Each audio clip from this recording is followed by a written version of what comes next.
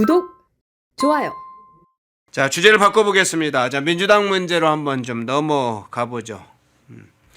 자, 정청래 문제를 한번 살펴보겠습니다. 정청래 대표가 갑자기 자기 친청계 인물이었던 문정복 최고위원에게 발언 당부 자제를 요청했어요. 감정적 발언을 좀 자제해달라, 톤다운 시켜달라 이렇게 발언을 당부를 요청하는 일이 벌어졌는데 왜 그랬냐? 문정복 최고위원이 지난 2일에 당 최고위원회에서 이런 얘기했었죠. 이현주, 강득구, 황명선 이런 최고위원들이 정청래를 비난하니까 이렇게 얘기했어요. 면전에서 면박을 주고 비난하는 게 민주당의 가치냐? 이재명 당대표 시절 면전에서 독설을 쏟아냈던 그 많은 사람들이 어디에 있는지 기억하라 라고 하면서 저 발언을 하니까 정청래가 본인을 사실 옹호하는 발언이긴 했는데 정청래가 문정복한테 좀 자제해 이렇게 요청을 했어요. 어떤 차원에서 해석을 하세요? 진짜 정청래 대표는 이재명 대통령이 했었던 그동안의 모습들을 그대로 따라오고 있는 게 아닌가 싶습니다. 1인 1표제도 뭐 이재명 대통령이 원래 하겠다라고 방향성에 대해서 얘기를 했었던 거죠. 본인은 착한 사람, 그러니까 국가 배드캅을 나누고 있는 거예요. 본인은 착한 역할을 하고 주위 사람들은 험한 이야기를 하게 하는 겁니다. 이재명 대통령도 그랬었잖아요. 본인의 지지층, 개딸들이 굉장히 많은 다른 생각을 가지고 있는 민주당 인사들을 공격하고 있을 때 본인은 여기에 대해서 조금 한 발 뒤로 물러서면서 중립적인 입장으로서 이야기를 하는 모습들이 있었어요. 그거를 똑같이 벤치마킹하고 있다라고 생각을 합니다. 그리고 이때 이 최고위 때는 굉장히 발언들이 격했었잖아요. 네. 이현주 의원은 두 개의 태양 있을 수 없다. 그리고 반란이라는 표현까지 썼습니다. 격해지고 있는 상황이었지만 정청래 대표는 이미 승기를 잡았다라는 생각을 하고 있었던 게 아닌가 싶어요. 왜냐하면은 얼마 전에 이제 광역지자체장 나가겠다고 전현희 이런 분들, 한준호 이런 분들이 최고위에서 내려갔잖아요. 그리고서는 보궐선거를 할 때 친명, 친청계 인사들 중에 누가 더 많이 들어갈 것인가 많이들 궁금해하셨는데 결국에는 친청계가 더 많이 들어갔습니다. 이 과정에서 저는 자신감이 있었을 거라고 생각해요. 그렇기 때문에 1인 1표제도 지난번에 중앙위에서 결국 정족수미달로 부결이 됐지만 2달 만에 다시 올린 것 아니겠어요. 아마 그때 부결된 거는 예상하지 못했던 부분이었을 거라고 생각을 하고 그 2달 동안에 정청래 대표가 이 스킨십을 굉장히 넓혔을 거라고 생각합니다. 민주당 중앙위는요. 현역 국회의원들 그리고 당협위원장 이런 사람들을 중심으로 하고 있기 때문에 완전히 고관여층이에요. 이들이 지난번 1인 1표제와 관련한 투표에 있어서 참여를 안 했다는 거는 부결시키겠다는 의도가 있었기 때문에 참여를 안 했다라고 봐야 되거든요. 근데 어저께 결국에는 투표율도 높았고 60%로 가결이 되지 않았습니까? 이거는 정청래 대표와 그 측근들이 한 명 한 명 스킨십을 했다라고 저는 봐야 될 거라고 생각하거든요. 이게 결과가 나쁘지 않을 거라는 것에 대한 자신감이 있었기 때문에 이현주 의원, 강득구 의원 이런 친명계의 그 인사들이 최고위에서 이야기하는 것에 대해서 괜찮다, 특별히 문제 제기할 필요 없다 이런 생각을 갖고 있었던 게 아닌가 그렇게 생각합니다. 예, 그러면 문정복의 이야기 중에 저 대목만 한번 살펴보겠습니다. 다시 한번 띄워주시겠습니까? 예, 저 내용 중에 뒤에 다시 한번 그거 한번 띄워주세요.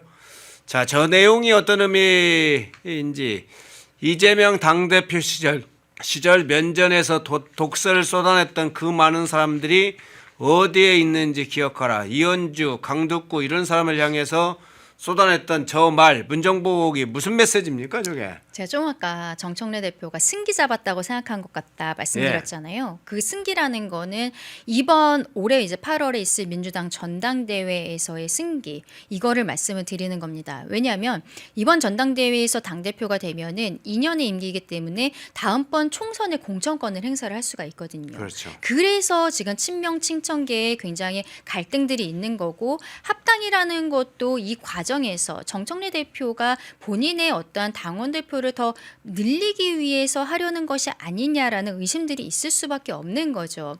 이재명 대표가 당대표였던 시절에 완전히 비명 행사했었던 부분들, 뭐 전해철 의원이라든지 이런 사람들 이유를 알려주지 않은 채로 하위 10%, 20%를 하면서 실질적으로 컷오프를 시켜버렸잖아요. 예. 그리고 그 전에는 이재명 대표에 대해서 원외 친위그룹이었던 더민주혁신회의를 대거 공천을 줘서 31명이 원내로 진입을 했습니다.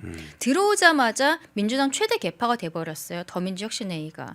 이런 형태로 결국에는 당원들이 선택한 것처럼 겉은 꾸몄습니다만 본인들과 결이 다른 사람들을 쳐냈었던 부분들. 이거를 지금 문정복 의원이 짚고 있는 게 아닌가 싶어요. 지금 정청래 대표가 다음번 전당대회에서 재선 가능성이 높고 지금 문제 제기하고 있는 사람들은 너네는 다음번에 공천 못 받을 줄 알아.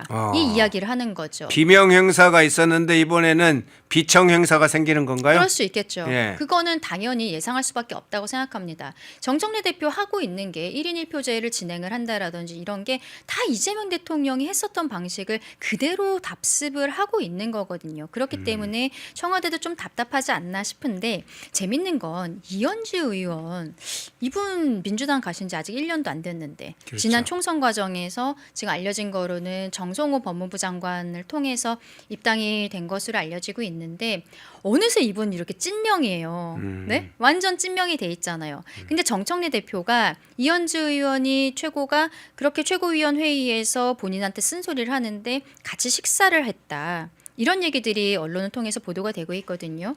저는 쉬운 고리라고 생각하는 게 아닌가 싶어요. 당을 옮긴 것만큼 당 내에서 친명에서 친청으로 옮기고 이현주 의원도 다음에 또 공천받고 싶은 건 아니겠어요. 민주당 내에서 공천받고 싶을 텐데 결국 그런 형태로 본인의 어떠한 인맥들을 포섭해가는 과정이 아닌가 싶고요. 저는 어제 1인 1표제 결국에는 60%로 가결되는 거 보았을 때 정청래라는 사람이 민주당 내에서 정말로 정치력이 있는 사람이구나. 이런 생각들을 좀 하게 됐습니다.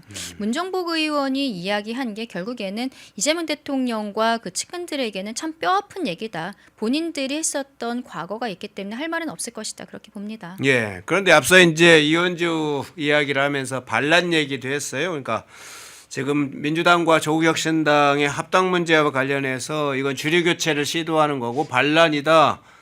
정청래를 향해서 그 면전에서 직격을 했는데 의외로 정청래는 이현주의 거센 어떤 이 비판이나 직격에 대해서 바로 반응하지 않아요. 그러니까 이전의 정청래와는 좀 다른 모습입니다. 어떻게 보셨어요? 그렇죠. 여유가 좀 생긴 것 같아요. 그래요? 네. 아까 말씀드린 최고위원 선거에서도 이미 좀 승기를 잡은 게 있고 요즘에 보면은 민주당과 정부에서의 어떤 정책 방향에 있어서 방향성은 서로 비슷한 부분이 있지만 시기는 정청래가 지정한다. 저는 좀 이런 생각이 들거든요. 1인 1표제도 대통령도 원래 하려고 했었던 건데 이제 뭐 비율을 줄이고 있었던 거잖아요. 지금은 대의원이 한 17배 정도 일반 당원에 비해서 많았었던 건데 이제 1대1로 이번에 완전히 합쳐버린 거고 그 줄이는 거는 이재명 대통령 때 시작을 했는데 이게 왜 지금 단계에서 하냐라는 시기적인 문제를 사람들이 생각을 할 수밖에 없는 거죠. 본인이 지난 전당대회에서 당원 투표에선 이겼지만 대의원 투표에서는 박찬대 후보에게 졌었거든요. 결국 다음 전당대회에서 확실하게 하기 위해서 이번에 1인 1표제를 무리하게 강행한 것 아니냐. 끝나자마자 지난번 부결되자마자 2달 만에 다시 하는 것도 좀 이해하기 어려운 부분들이 있죠.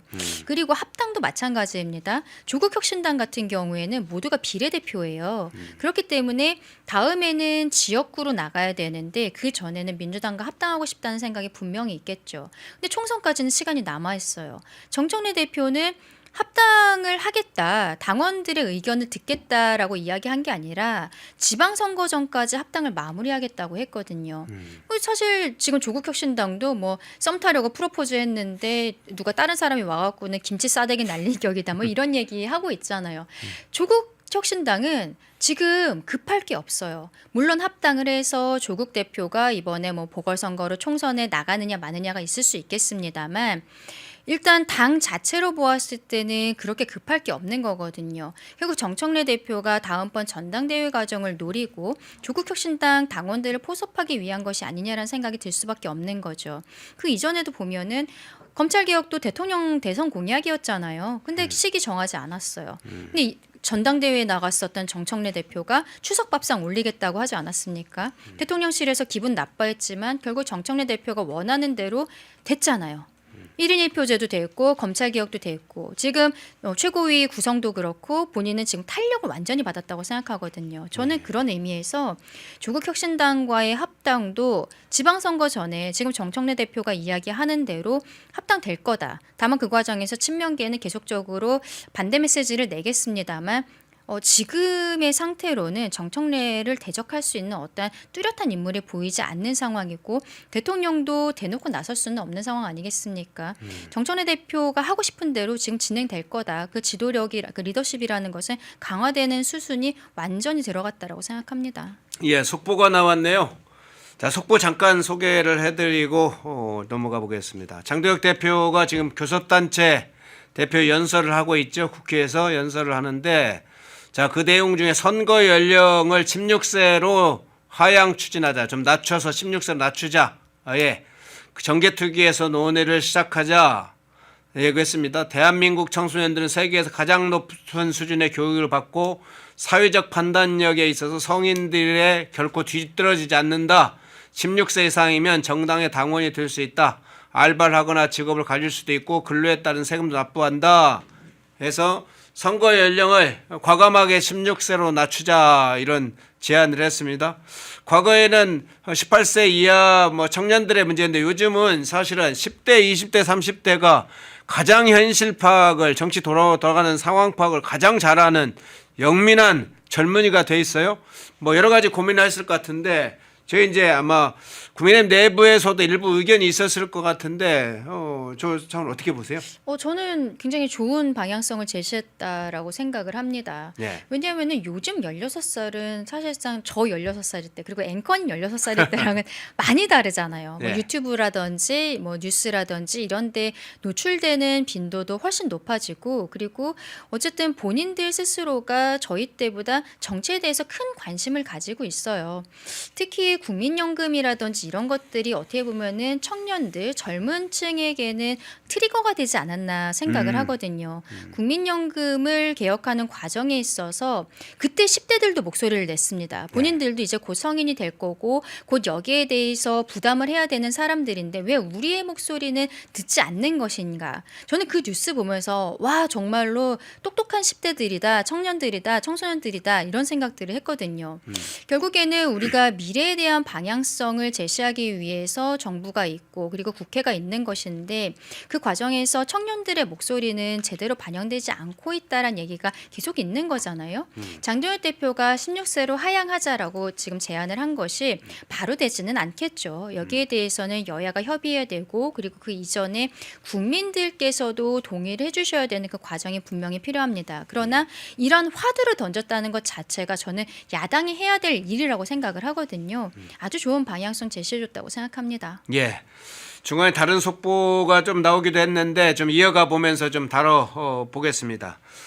자, 그런데 지금 민주당 내부 판세를 보면 묘하게 이 민주당 안에 이제 당내 세력과 당 밖의 세력, 원내와 원외가 좀 다른 흐름으로 좀 가고 있는데 그걸 한번 좀 잠깐 여쭤볼게요. 지금 이현주 아까 얘기했습니다만 최고 지도부 최고위원들뿐만 아니라 더민초, 더민주혁신회, 더민초 지난번에 40명이 합당을 반대한다고 엊그저께 발표를 했죠. 여기다 더민주혁신회도 원외 친명 조직이지만 의원들이 많이 포함되어 있는데 소중하게 말씀드린 31명 대거 들어온 게 더민주혁신회이죠. 그렇죠.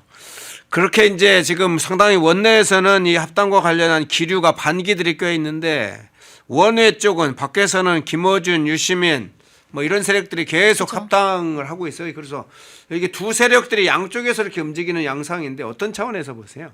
이재명 대통령이 됐을 때 어느 정도 예상됐던 부분이라고 생각합니다. 왜냐하면 민주당의 주류 세력이 아니었잖아요. 이재명 대통령은. 그럼에도 불구하고 어쨌든 뭐 뚜렷한 사람이 보이지 않는 과정에서 본인이 당대표가 되고 완전히 당을 장악을 하지 않았습니까? 특히 그 과정에서 지난 총선에서 비명 행사 공천이 굉장히 유효적절했던 방식이었던 거죠. 그래서 이번 전당대회 정청래 대표가 뭐 문제를 계속 지적받음에도 불구하고 강행하고 있다고 생각하는 것도 바로 그 지점인데요.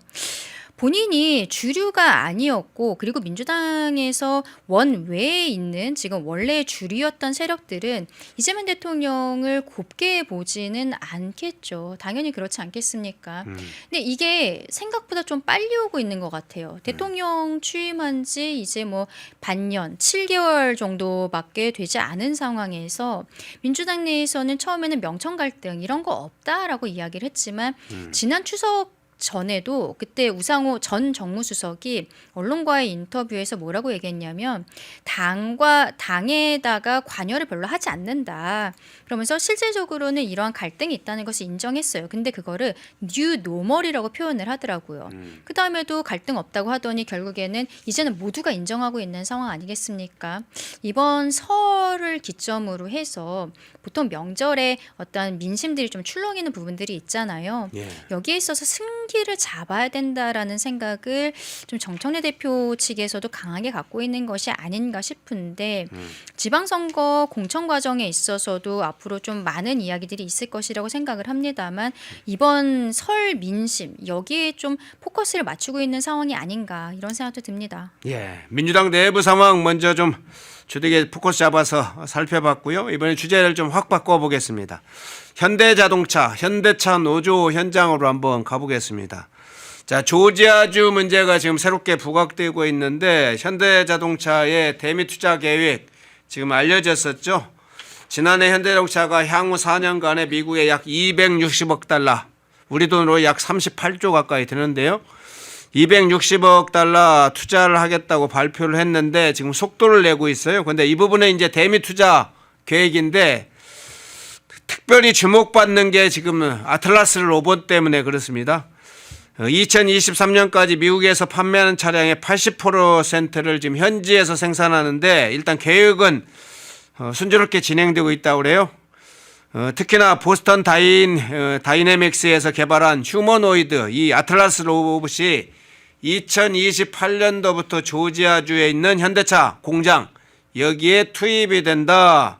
생산 현장에 아틀라스 로봇이 본격적으로 현대자동차 생산 현장에 배치된다. 이런 게 알려지면서 이제 현대차 노조도 반발하기 시작했는데 일단 이 상황 어떻게 보세요? 이거는 뭐 예상이 되었었던 부분이라고 봅니다. 현대차가 21년에 보스턴 다이나믹스 지분을 인수했을 때 결국에는 본인들이 로봇을 통해서 이 생산 라인을 만들려고 하는구나라는 걸 많은 사람들이 예상을 하는 거였죠. 그리고 기술이 발달이 되고 있기 때문에 사람이 하는 것보다 기계가 하는 것이 더 정교한 부분들이 있을 수 있고 그리고 불량률을 낮출 수 있고 또 사람은 하다가 사실상 산재가 있을 수도 있는 거잖아요. 이런 위험 부분에 있어서도 기계 쪽으로 대체가 되는 것은 결국에는 방향은 그쪽으로 가고 있다라고 생각을 하고 현대차는 21년에 결국에는 보스턴 다이내믹스에 대한 지분 인수하면서 그 방향성을 정확하게 국민들 앞에 전 세계인 앞에 보여줬다고 생각을 합니다. 근데 이번에 CES 뭐 김경희 뭐 이렇게 손 올렸었던 그 CES가 피지컬 AI에 대해서 굉장히 화두가 됐었잖아요. 그리고 그때 아틀라스 이야기들도 나왔었는데 아틀라스를 2028년부터는 조지아의 공장에 투입을 하겠다는 거예요. 현대차에서. 근데 한국에 있는 미국 조지아 공장에 투입을 하는 건데 한국에 있는 현대차 노조에서는 역시나 이것도 예상이 됐습니다만 반대를 하고 있는 거죠.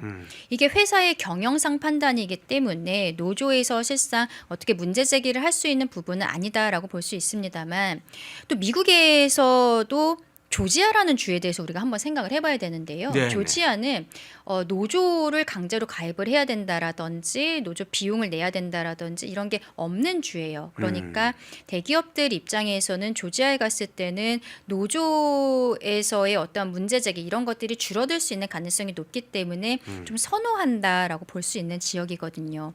미국에서도 조지아에 있는 공장에서 이렇게 아틀라스를 쓰겠다는 거는 노조가 반발할 수 있다는 걸 현대차도 알고 있었던 거고, 미국에서 일단 시작을 하면은 결국 현대차 한국에 있는 노조가 문제 제기하는 거는 한국으로도 들어올 거 아니겠어요. 한국으로 들어왔을 때는 본인들의 일자리가 뺏길 수 있는 가능성이 높아지기 때문에 지금 단계에서 문제 제기를 하는 거고, 로봇 한 대도 못 들인다. 지금 그렇게 이야기를 하고 그렇죠. 있거든요. 노조에서는. 예. 근데 그거는 쉽지는 않을 겁니다. 결국 기계와 인간의 싸움이라는 거는 현대차 노조뿐만이 아니라 전 세계적인 트렌드가 될 수밖에 없거든요.